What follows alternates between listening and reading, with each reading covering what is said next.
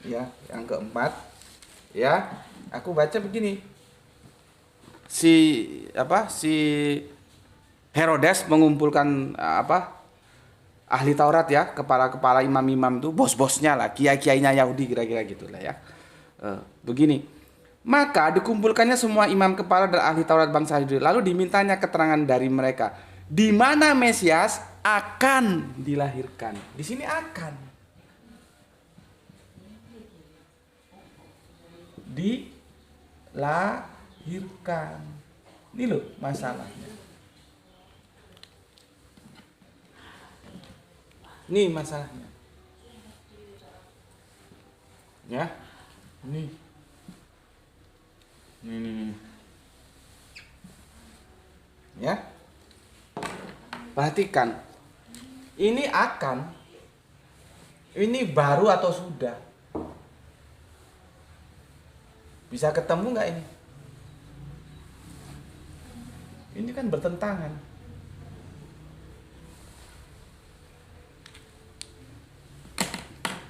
Itu yang gue maksud. Gimana itu merukunkannya?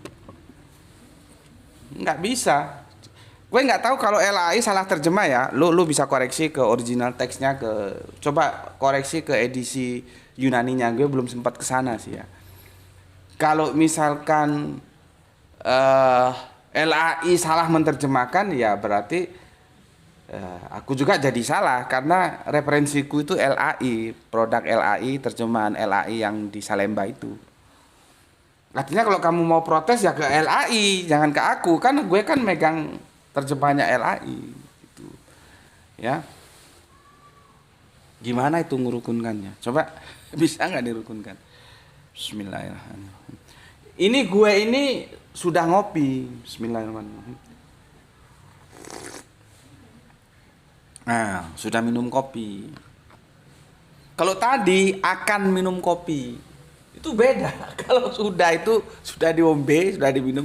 Kalau akan tuh masih proses menuju ngombe, gitu loh, menuju minum.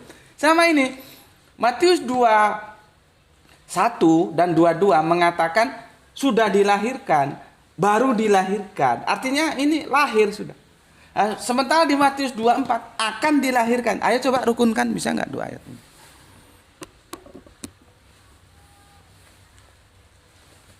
Jadi seperti aku bilang tadi, yang kita diskusikan itu tempusnya ya. Tempus delictinya. Ya, tempus delictinya. Ya, yang satu sudah, yang satu akan. Jadi jujur ya. Jujur ya. Ini pernah aku ya sebetulnya sih ya sekedar untuk men-trigger kalian untuk berpikir ya. Pernah aku publish, ayo siapa yang bisa menjawab kuis ini? Ini yang benar yang mana? Sudah lahir atau akan lahir? Nggak ada yang bisa jawab. Sudah 7 tahun. 7 tahun itu aku lepas ke publik, ayo siapa yang bisa jawab? Yesus itu sudah lahir atau akan dilahirkan? Nggak ada yang bisa jawab. Karena bagaimana mau merukunkan ini? Nggak bisa. Bismillahirrahmanirrahim. Ya, nggak bisa. Tapi tadi aku bilang, ini aku berpijak pada terjemahan LAI loh ya. Jadi kalau misalkan, oh itu salah terjemahannya ya mungkin juga. Ya tinggal kamu nanti ajukan ke LAI. LAI maaf, Anda salah menerjemahkan. Ya. Di situ juga ditulis harusnya kalau sudah dilahirkan, baru dilahirkan, ini sudah dilahirkan harusnya begitu. Ya, jangan di sini sudah, di sini akan, di sini baru, di sini akan, itu nggak ketemu. Oke, itu masalah tersendiri yang nggak bisa terpecahkan karena ya begitulah keadaannya. Ya, oke. Ya, tadi waktunya sudah dan akan. Sekarang kita kembali ke Yesaya 96. Ini aku hapus. Nah, jadi kita berputar-putar nih. Ya.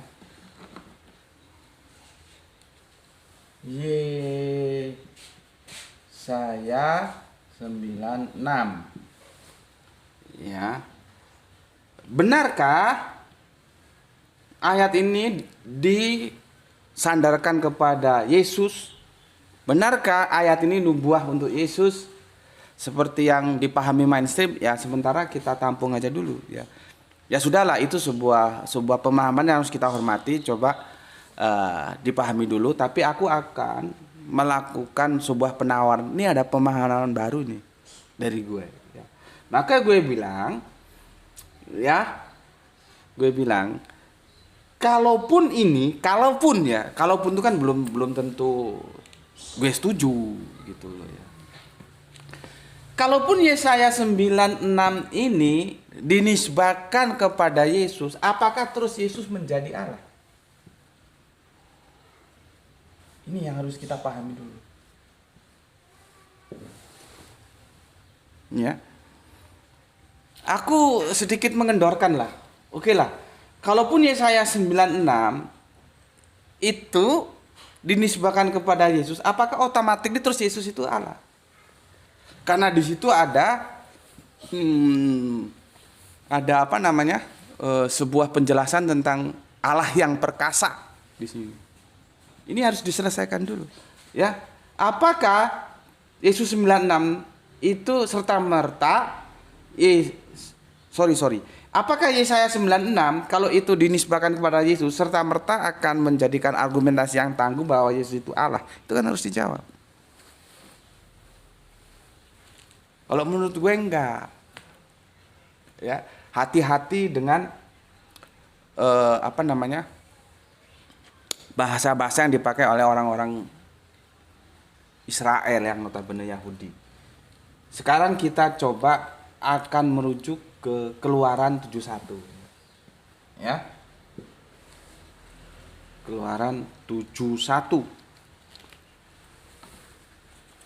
Kamu lihat Keluaran 71. Ya. Alkitabku Mam. Aku kalau pakai digital nyarinya belum bisa, sulit. Baca hardcovernya aja. Ya.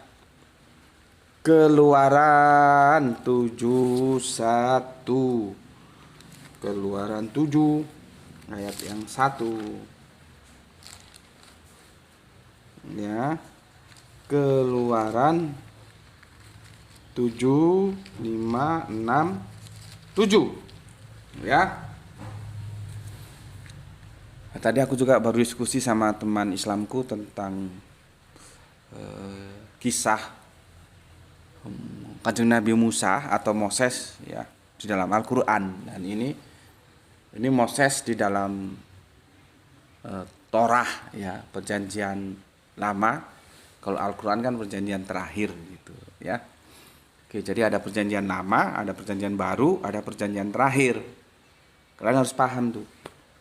Terakhir kenapa? Sudah nggak ada perjanjian lagi, gitu ya. Oke. Perikopnya itu Musa menghadapi Fir'aun. Nah, tadi sudah aku diskusikan dengan teman Islamku, tapi dalam perspektif Al-Qur'an bukan Alkitab Torah ya. Begini, pada waktu Tuhan berfirman kepada Musa di tanah Mesir. Jadi kalau Tuhan tuhnya gede semua ya. Aku ingatkan lagi. Kalau LAI menulis begini ya, gede semua, itu selalu merujuk kepada YHWH atau Yod-Het-Hafi. Ya. Nanti kalau begini beda lagi dia. Begitu cara LAI membedakannya. Kalau dibaca sama-sama Tuhan, ya, sama-sama Tuhan. Tapi Tuhan yang ini beda dengan Tuhan yang ini. Yang Yod-Het-Hav itu ini, yang menciptakan langit dan bumi ini, yang ini, bukan yang ini. Gitu, ya. Oke. Karena kalau kamu baca itu Tuhannya Tuhan ini, ya. Oke. Pada waktu Tuhan berfirman kepada Musa di tanah Mesir, Tuhan berfirman kepadanya, "Akulah Tuhan, katakanlah kepada Fir'aun raja Mesir, segala yang kupirmankan kepadamu." Tapi Musa berkata di hadapan Tuhan, "Bukankah aku ini seorang yang tidak petah lidahnya?" Tidak petah itu apa ya? Keluh ya, keluh lidah ya. sulit ngomong, kira-kira gitulah ya. Bagaimanakah mungkin Firaun akan mendengarkan aku? Gitu ya. Ayat yang 7:1 begini. Berfirman Tuhan kepada Musa, lihat, aku mengangkat engkau sebagai Allah bagi Firaun. Dan Harun abangmu akan menjadi nabimu. Jadi ya, oleh Yod-Heh-Vav ini ya, Musa diangkat sebagai Allah. Ini loh. Pertanyaannya, apakah dia itu terus Allah yang Yod-Heh-Vav ini?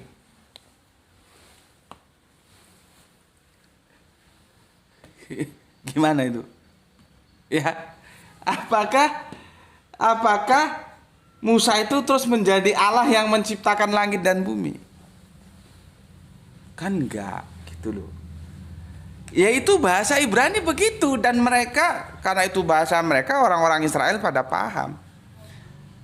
Ini Allah di sini enggak seperti Allah Abraham, Allah Ishak, Allah Yakub, bukan itu. Meskipun secara tekstual dia alif lam lam ha Allah. Ya. Begitu. Coba kita cari referensinya di Keluaran 4:16 ya, Keluaran 4:16 ya. Keluaran 4:16. Keluaran 4:16 ya, begini. Ia harus sebetulnya panjang ini. Ini ada Yod-Heh-Vav, ada Harun, ada Musa gitu ya. Ia harus berbicara bagimu kepada bangsa itu. Maksudnya ia Harun ya. Ia, ini kan domirnya ia ya.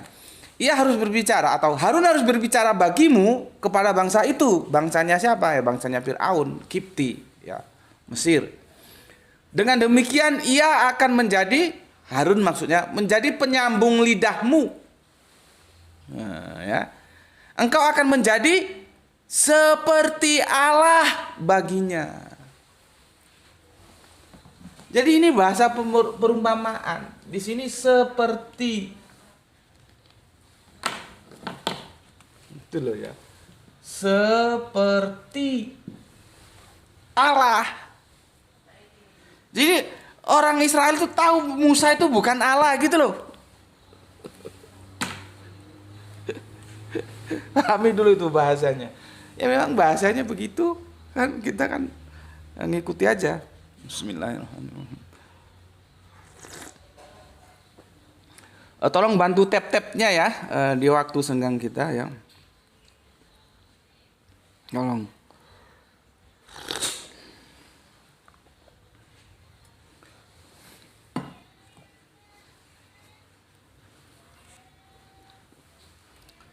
Tolong bantu ya. Romeo Lop ini bilang begini, perjanjian copy paste gimana bang? Gue nggak tahu maksudnya perjanjian copy paste ini gimana. Nggak jelas pertanyaannya. Kalau dikatakan bahwa Al-Quran mengcopy paste perjanjian, kan Al-Quran itu kan gue bilang kan perjanjian terakhir ya. Nanti perjanjian baru kan Injil dan berikut-berikutnya ya. Ada kitab Paulus, ada para surat-suratnya itu ya. Jadi Injil dan berikutnya. Begitu juga perjanjian lama itu Torah dan berikutnya ya. Ada banyak, ada Yesaya, ada Hakim-Hakim, tapi kan motornya Torah itu. Kalau dikatakan itu sebagai perjanjian lama, perjanjian baru, perjanjian terakhir. Kalau dikatakan perjanjian terakhir itu mengcopy paste perjanjian lama dan perjanjian baru, gue kira itu ya goblok. Copy paste itu apa adanya, jepret gitu. Ya, jadi apa yang ada di originalnya itu tidak dirubah, di copy paste. Itu namanya copy paste. Tapi kalau kamu nggak paham copy paste ya ribet gitu loh, ya. Nah, Al-Quran itu tidak mengcopy paste. Al-Quran itu justru meluruskan. Tentunya teman-teman Kristen agak keberatan ya, tidak apa-apa ya. Ini kan sudut pandang kita kan beda memang. Al-Quran itu meluruskan informasi yang salah. Jadi dia tidak, contohnya Ketika Alkitab, Injil Perjanjian Baru, Yesus lahir di mana? Tanda kutip di kandang domba kan, di Bethlehem. Meskipun itu nanti berdebat lagi tuh, bener nggak kandang domba. Tapi kita terima dulu di kandang domba. Kenapa Al-Quran kalau copy paste mengatakan di bawah pohon korma?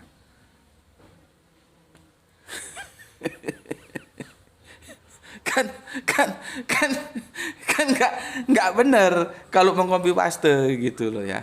Tapi ya sudahlah, itu nanti kalau itu di tajuk yang lain. Kebetulan kalau kok ada yang seliweran gitu, meskipun gue nggak jelas maksudnya itu yang mana gitu ya. Gue tadi yang menjelaskan bagi teman-teman yang mengatakan bahwa Al-Quran mengcopy paste Torah dan Injil itu nggak benar. Ya, oke, sudah jelas ya. Di Keluaran 46 seperti Tuhan seperti Allah. Keluaran 71 juga itu Allah bukan Allah yang sebenarnya. Mereka sudah tahu, itulah gaya bahasa. Nah, terus Yesaya 96, kalaupun ya, gue kan harus memberikan ruang ya. Jadi gue nggak apa-apa, gue tetap mengapresiasi. Silakan saja kalau yang lama itu mau dipegang pemahaman. Gue hanya menawarkan, loh, gue ada pemahaman baru gitu ya. Maka gue ngomong, kalau lah Yesaya 96 itu tetap mau dipaksakan sebagai nubuatan Yesus, ya, apakah Yesus terus menjadi Allah dengan referensi dua ayat ini? Tentunya kan tidak. Karena Allah yang bekerja di dalam Yesus. Gitu loh. Seperti ini Musa, ya, Allah bekerja di dalam Musa, bukan berarti Musa itu Allah. Maka dia mendapat gelar Allah yang perkasa, gitu loh. Cara membahasnya begitu. Bukan terus Yesus itu Allah, mana Yesaya 96 gitu ya.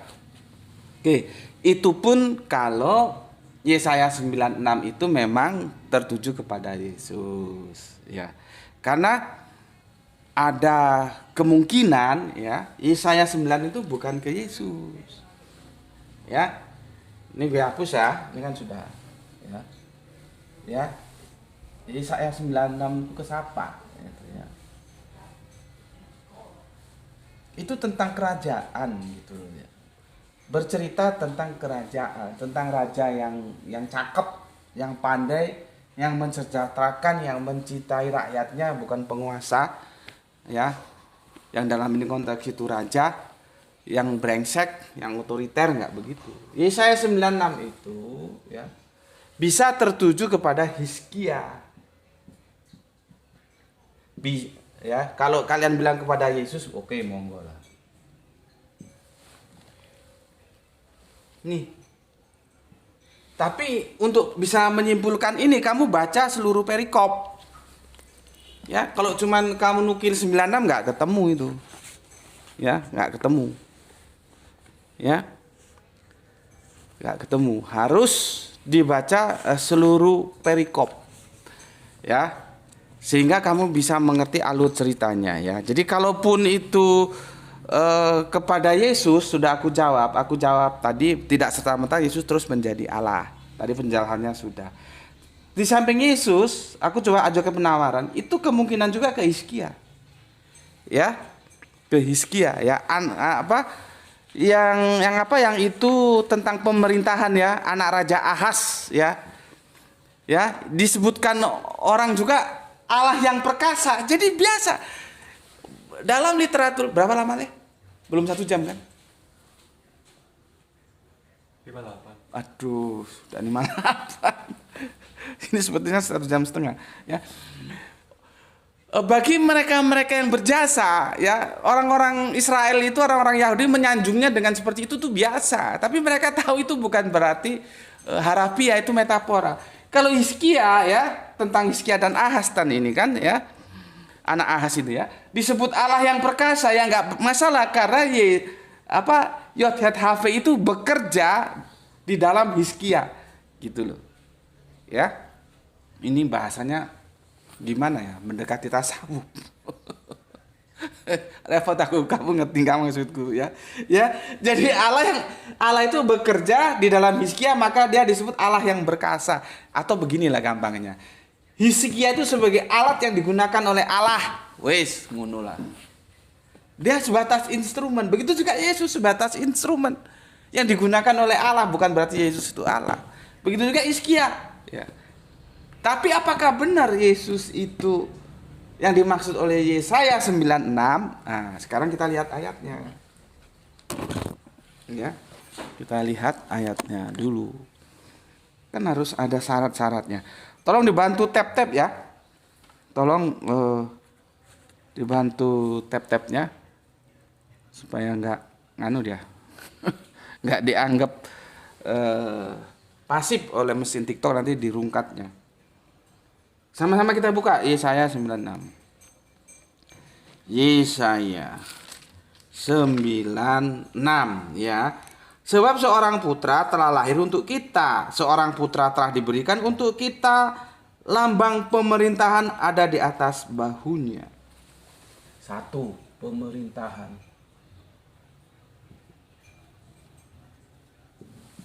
Pertanyaan gue, kapan Yesus memerintah? Simple toh pertanyaan gue. Disebutkan ya, di sini adalah ya lambang pemerintahan tentang siapa yang diramalkan Yesaya itu. Kalau dia dinisbahkan ke Yesus, pertanyaan gue, kapan Yesus memerintah? Yesus itu tidak otoritatif dalam pemerintahan sebuah nation, sebuah negara gitu ya, atau kerajaan lah. Ya, kingdom gitu. Ya, seperti halnya Daud enggak. Seperti halnya Solomon enggak. Ya. Yesus itu tidak ada pernah melakukan satu pemerintahan ketika dia hidup di bumi, enggak ada. Maka ini kan sudah menjadi satu indikasi bahwa Yesaya 96 itu bukan ke Yesus. Gitu loh. Ya. Oke. Lambang pemerintahan ada di. Oke. Dan namanya disebut orang penasehat ajaib. Ini. Penasehat ajaib. Ada juga ajaib di sini. Ajib kata orang Arab. Ini dalam konteks mana? Jarang kita dengar. Penasehat yang ajaib. Ya. Allah yang perkasa. Ini yang gue bilang tadi. Allah yang perkasa. Ya. Bapa yang kekal. Bapa yang kekal. Kalaupun dia Allah yang perkasa, bukan berarti Allah sungguhan. Tapi Allah bekerja di dalam dia gitu ya. Oke. Raja damai.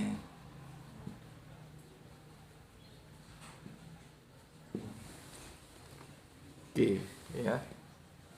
Sekarang julukan-julukan ini bisa nggak dinisbahkan ke Yesus?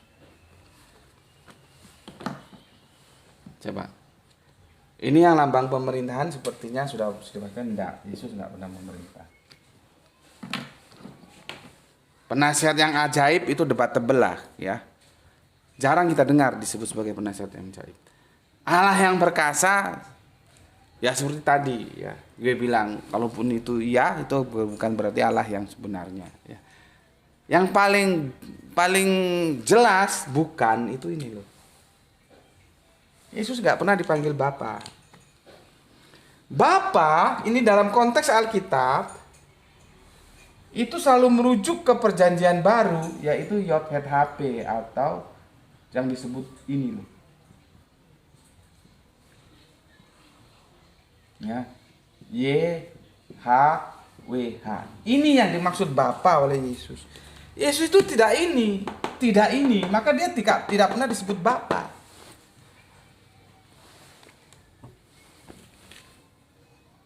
Ya. Kalau raja damai, okelah debatable. Meskipun kita bisa mengajukan pertanyaan, yang didamaikan itu siapa dengan siapa dan apanya yang didamaikan, konfliknya apa gitu ya. Itu debatable lah ya. Tapi setidaknya kita bicara yang sudah exactly ya. Yesus nggak pernah dipanggil Bapa. Dia dipanggil apa? Anak. Maka disebut anak Allah, bukan Allah anak. Itu beda arti antara Allah anak dan anak Allah. Dia anak, bukan Bapa. Ya. Bukan Bapa. Ya. Dia anak. Nih. Jelas. Artinya dari sini setelah kita breakdown, ya, meskipun kita tetap menghormati pendapat saudara kita yang sudah terlanjur mainstream bahwa Yesaya 96 itu dinisbahkan kepada Yesus, maka aku mengatakan Yesaya 96 dengan melakukan uji seperti ini itu kepada Hizkia rajanya, anaknya Raja Ahaz, bukan kepada Yesus, karena dia tidak memenuhi kriteria ini. Nih. Ini pemujaan tentang pemimpin, yaitu raja yang bijaksana gitu loh. Mereka kasih gelar-gelar ini, bukan ini gelarnya Yesus. Yesus kapan disebut Bapa? Ya. Cuman sekali lagi, gue tetap menghormati kalau lu bilang itu ke Yesus ya silahkan. Gue kan ya nggak larang, nggak paksa. Jadi nggak usah uring-uringan. Santai saja, kita kan diskusi ini ya. Bismillahirrahmanirrahim.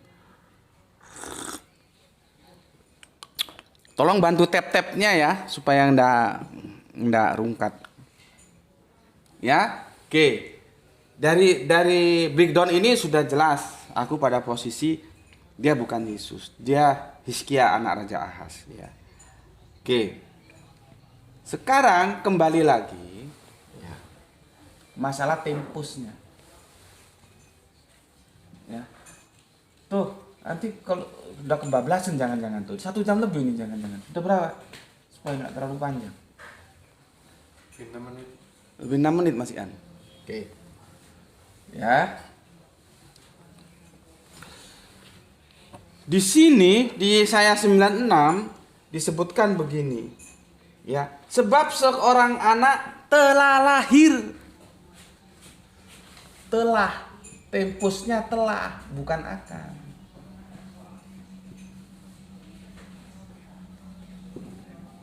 Yesus sudah lahir belum saat itu?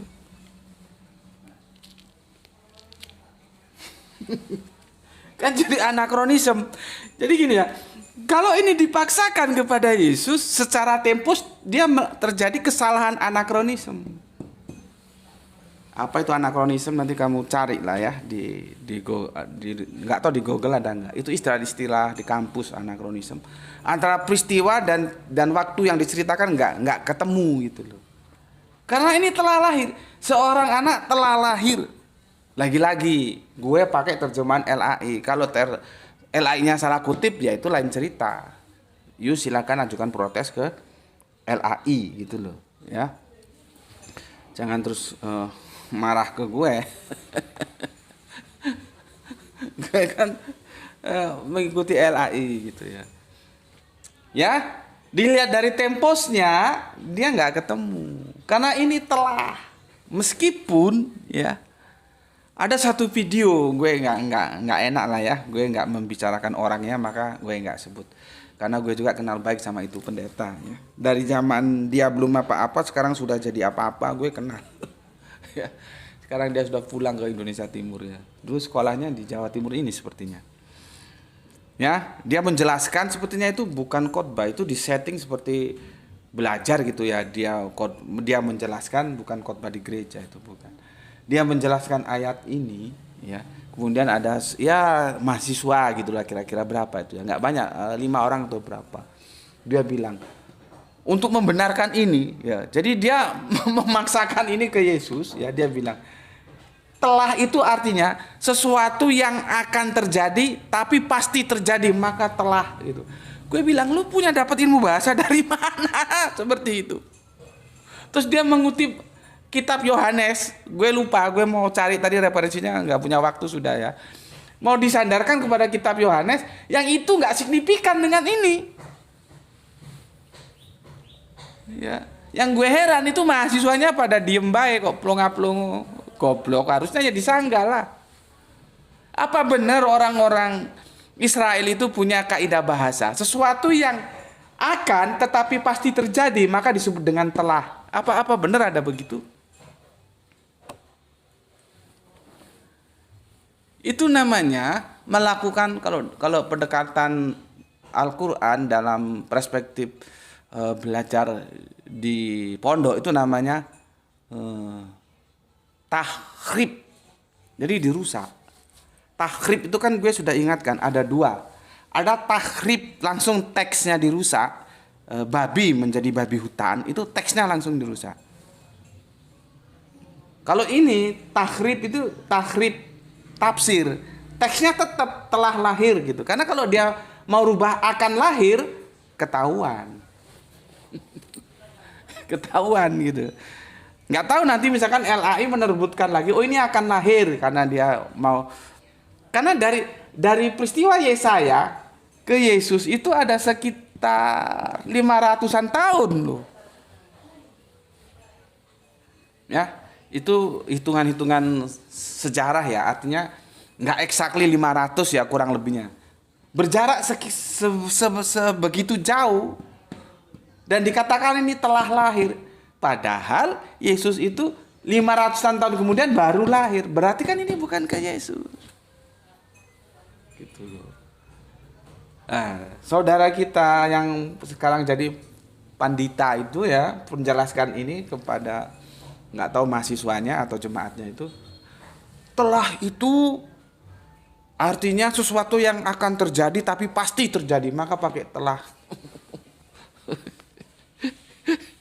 Ya, gue sih hanya bilang ya terserah lu lah kalau mau diterjemahkan gitu. Kan kita harus hormati ya pendapat orang, silakan.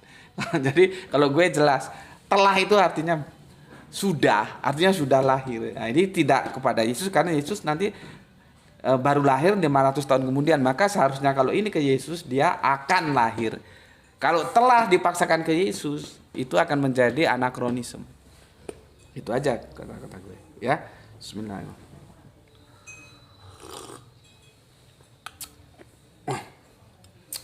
Apalagi ya? Sudah ya? Jadi sudah atau akan lahir itu. Maksudnya Yesus itu sudah akan lahir. Ya. Oke, Graito.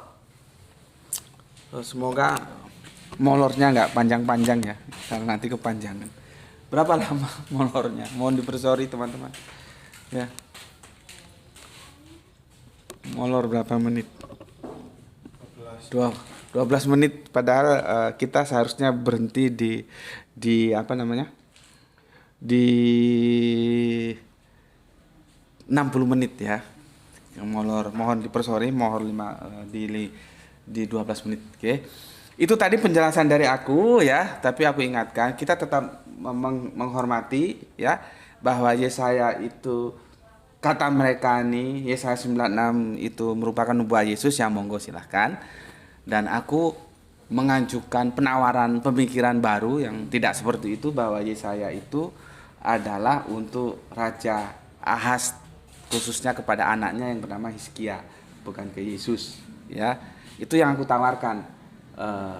Begitu juga kalau kita tadi coba taruhlah ini ke Yesus, itu juga tidak bisa untuk melakukan apoteosis atau deifikasi sehingga Yesus itu menjadi Allah ya. Itu yang perlu aku sampaikan. Jadi yang tetap mengatakan bahwa Yesaya 96 itu ke Yesus, monggo silakan, nggak ada apa-apa. Aku hanya menawarkan penawaran baru dia ke Hizkia. Mau diterima monggo, juga monggo gitu ya. Oke, sampai di sini dulu ya, dan mohon dipersori kita molor 12 menit lebih ya. Kajian kita mengisi waktu libur ya. Ini terang, jadi alhamdulillah enak. Tadi itu hujan terus sehingga noise-nya nggak bisa diajak kompromi. Kalau ini kan terang gitu. Oke, pesan aku jaga Allah, jaga Kanjeng Nabi, jaga Al-Quran, jaga imanmu dalam bingkai keindahan Islammu, tetapi tetaplah memberi hormat kepada saudara kita yang memilih jalan lain karena mereka tetap saudara kita ya. Oke, semoga yang belajar dan yang mengajar mendapatkan keberuntungan, yaitu rezeki yang barokah dan kesehatan yang prima. Terima kasih untuk teman-teman yang sudah ngaji bareng Gus Beti, khususnya di channel TikTok live ya, karena channel YouTube-nya masih terkendala. Yang live ya, nanti yang direkod ada. Sebagai akhirul kalam pertemuan kita saat ini adalah sebuah ucapan wujud terima kasih kita ya. Alhamdulillahirabbil alamin. Matur nuwun.